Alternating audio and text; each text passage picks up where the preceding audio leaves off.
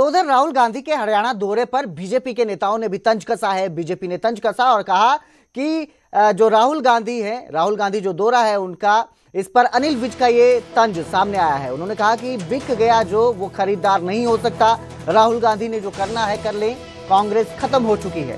कांग्रेस के टुकड़े टुकड़े पार्टी है कांग्रेस जो है, और इनके कई गुट बने हैं। हमने सभी पार्टियों के दफ्तर बंद करवा दिए हैं। तो अनिल विज ने यह तंज कसा है राहुल गांधी के दौरे को लेकर, और सीधा उन्होंने कहा है कि जो खरीदार हैं, जो बिक गया है वो खरीदार नहीं हो सकता।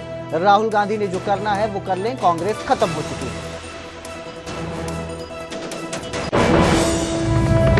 उनकी पार्टी खत्म हो चुकी है। हरियाणा हम जीते, कांग्रेस हारी। दिल्ली हम जीते, कांग्रेस हारी। बिहार हम जीते, कांग्रेस हारी।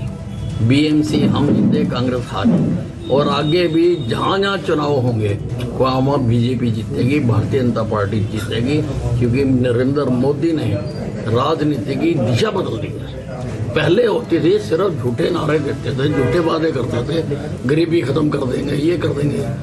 तो अब नहीं, अब मोदी जी ने करके दिखाया। लोग अब मोदी जी पर विश्वास करते हैं। अब बंगाल आ रहा है, 100% बंगाल में भी भारतीय जनता पार्टी जीतेगी, और जो सारी पार्टियां हारेंगी। सारी पार्टियों के हमने दफ्तर बंद करवा दिए। इनको कोई पूछने वाला नहीं है। और ये तो अब टुकड़े टुकड़े पार्टी है, गूंद लगा के जोड़ते रहो बैठ के। इतने तो ग्रुप बने हुए हैं, इतने टुकड़े बने हुए हैं। देखिए ऐसा है, वो एक गाना आता है, बिक गया जो वो खरीदार नहीं हो सकता। इनका काम खत्म हो गया, अब कुछ नहीं इनके पास। तो वहीं आज गुरुग्राम दौरे पर मुख्यमंत्री नायब सिंह सैनी रहेंगे। गुरुग्राम में मुख्यमंत्री की प्री बजट को लेकर चर्चा होगी, जिसमें वो उद्योगपतियों से सुझाव लेंगे। उद्योगपतियों से सुझाव लिए जा रहे हैं। पहले भी मुख्यमंत्री नायब सिंह सैनी ने गुरुग्राम में सुझाव लिए थे। गुरुग्राम के मानेसर में बैठक जो है ये होगी, और मुख्यमंत्री नायब सिंह सैनी गुरुग्राम पहुंच चुके हैं। बैठक शुरू हो चुकी है। बजट को लेकर जो है सुझाव लिए जाएंगे। गुरुग्राम के बाद पानीपत भी सीएम जाएंगे। पानीपत में भी उद्योगपतियों से चर्चा करेंगे। तो फिलहाल गुरुग्राम में मुख्यमंत्री नायब सिंह सैनी प्री बजट को लेकर चर्चा कर रहे हैं। बैठक चल रही है।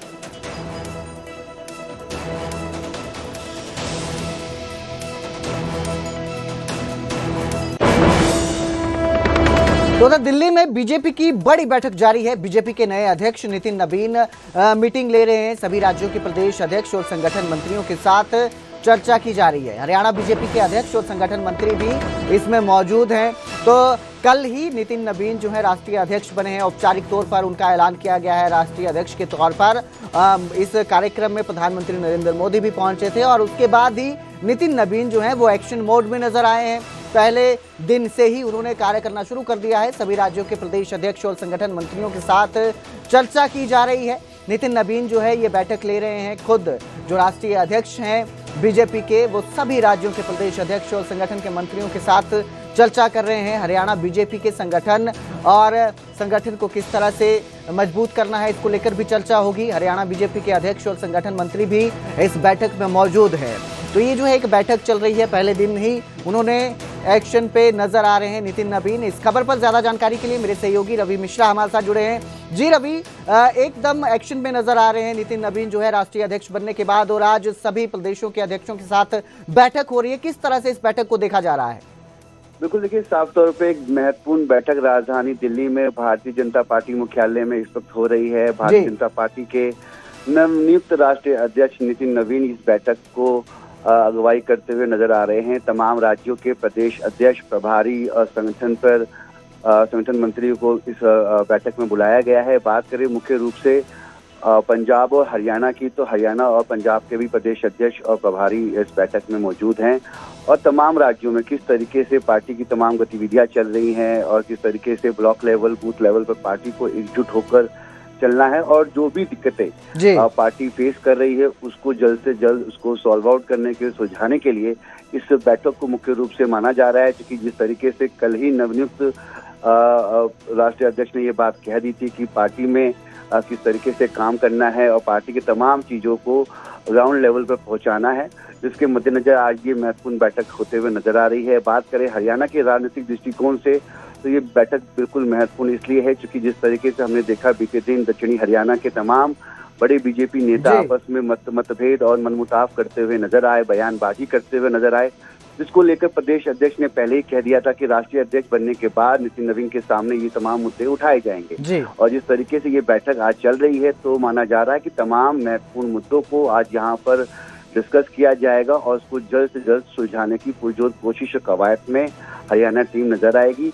और नितिन नवीन के साथ इन तमाम बैठकों में अब ये बात सुनिश्चित हो सकती है क्योंकि तमाम मुद्दे आज यहाँ पर उठाए जाएंगे और देखना दिलचस्प होगा कि आने वाले दिनों में पार्टी किस तरीके से ग्राउंड लेवल पर काम करती है। जी बिल्कुल, बहुत बहुत शुक्रिया इस तमाम जानकारी के लिए रवि। तो फिलहाल बैठक जो है चल रही है और इस बैठक में किस तरह का फैसला लिया जाता है अब ये देखना बाकी है। वहीं इससे पहले मंगलवार को हरियाणा बीजेपी की एक संगठनात्मक बैठक हुई जिसमें मुख्यमंत्री नायब सिंह सैनी से लेकर प्रदेश अध्यक्ष मोहनलाल बडौली, बीजेपी प्रदेश प्रभारी सतीश पुनिया और प्रदेश सह प्रभारी सुरेंद्र नागर समेत फणींद्र नाथ शर्मा मौजूद रहे।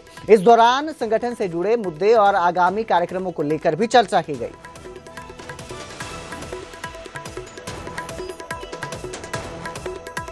मुख्यमंत्री नायब सैनी ने दिल्ली की मुख्यमंत्री रेखा गुप्ता से भी मुलाकात की। मुख्यमंत्री नायब सिंह सैनी ने मंगलवार को सीएम रेखा गुप्ता के घर पहुंचे थे, जहां रेखा गुप्ता ने उनका स्वागत किया। इस दौरान दोनों ही मुख्यमंत्रियों के बीच कई अहम मुद्दों पर चर्चा हुई।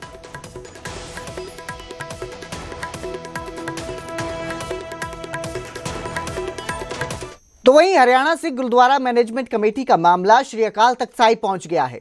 यहां पर जगदीश सिंह झिंडा ने अकाल तख्त साहिब में शिकायत दी। झिंडा ने बलजीत सिंह दादूवाल पर गंभीर आरोप लगाए हैं। दादूवाल पर करोड़ों रुपए हड़पने और अशांति फैलाने के आरोप लगाए गए हैं। झिंडा ने श्री अकाल तख्त साहिब से इस पूरे मामले में कार्रवाई की मांग की है, एक्शन की मांग की है और जिस तरह से ये गंभीर आरोप लगाए हैं, अब अकाल तख्त साहिब पर झिंडा ने ये सारा जो मामला है ये छोड़ा है ताकि इस पूरे मामले पर कार्रवाई हो और अकाल तख्त साहिब इस पूरे मामले पर एक्शन ले।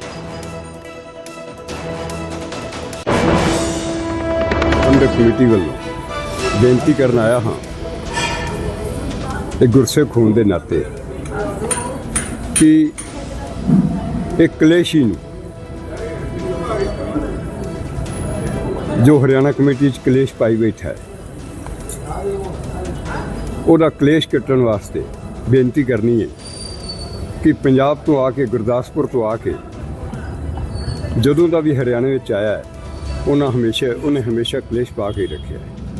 ਉਹਦਾ ਨਾਮ ਬਲਜੀਤ ਸਿੰਘ ਦਾਦੂਆ 2022 ਵਿੱਚ ਜਦੋਂ ਕਮੇਟੀ ਸੁਪਰੀਮ ਕੋਰਟ ਵੱਲੋਂ ਆਰਡਰ ਹੋਏ ਤੇ 18 ਮਹੀਨਿਆਂ ਵਾਸਤੇ ਸਰਕਾਰ ਨੇ ਕਮੇਟੀ ਐਡਹੌਕ ਕਮੇਟੀ ਬਣਾਈ।